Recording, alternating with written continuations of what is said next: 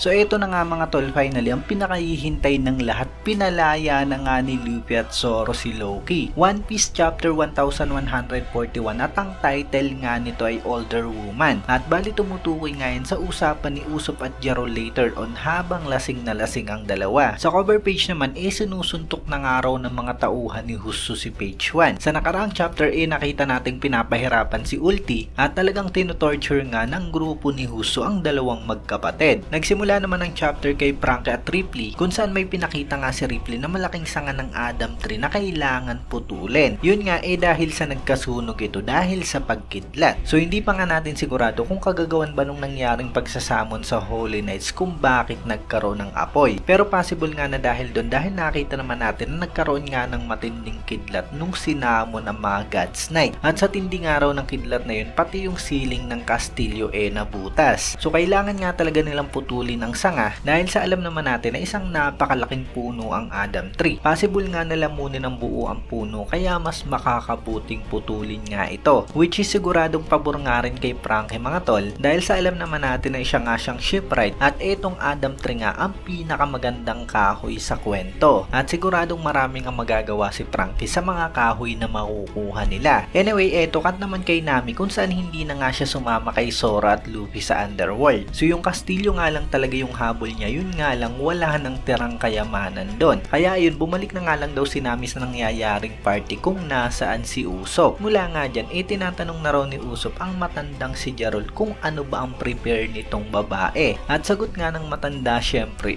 older woman. So matanda rin mga tol, tulad niya ang gusto ng elder na si Jarol. At yan nga rin mga tol ang tinutukoy sa title ng chapter na to. Si Gerd naman daw ginagamot yung dalawang guardiang giant na nakita nila raw dun sa kastilyo. At after nga nun binugbog nga ni Gerd si Ro dahil sa nagsuspecha raw ito. At mula nga dyan sinunda naman daw ni Sanji si Gerd. At after nga nyan mga tol cut na nga kay Zoro at Luffy kung saan dumating na nga sila sa underworld kung nasaan si Loki. At mula nga dyan pinag-uusapan pa nga raw ng dalawa kung talagang papalayain ba nila si Loki o hindi. So obviously mga tol hindi nga talaga mapipigilan si Luffy dahil sa gustong gusto niya ang palayain si Loki. At si Zoro naman eventually siguradong papayag lang din sa gusto ni Luffy. At yun mula nga dyan mga tol nalaglag nga mula sa kalangitan ang crew nila Haro din papunta dyan sa underworld kung nasaan sila Luffy. Nakasakay nga sila sa barko mga tol at sinubukan nga nilang pigilan si Luffy at Zoro na palayain si Loki. So napakagaling nga mga tol ni Gerd dahil nabasa niya nga na may itinatago sa kanila si Road. At siguradong napaamin nga ito na papalayain ni Luffy at Zoro si Loki. At alam natin na hindi nga talaga papayag doon ang mga giant dahil sa yun nga yung pinakamatinding krimen na magagawa mo dyan sa Elbap. Lalo pat itinuturing nga na pinakamatinding kriminal dyan si Loki. Pero ayun mga tol, huli ng araw ang lahat dahil mula nga dyan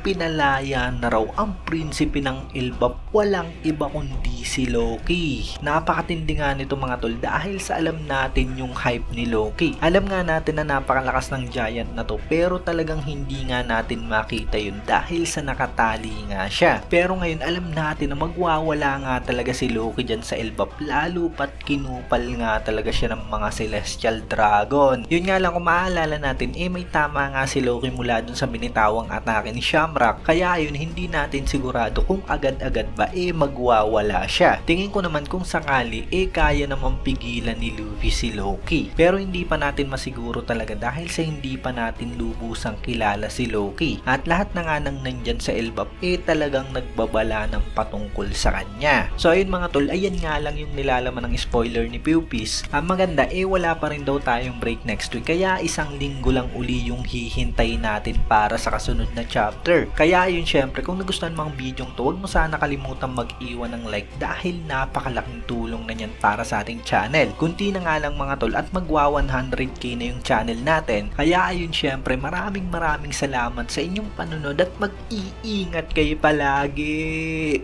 Bagang!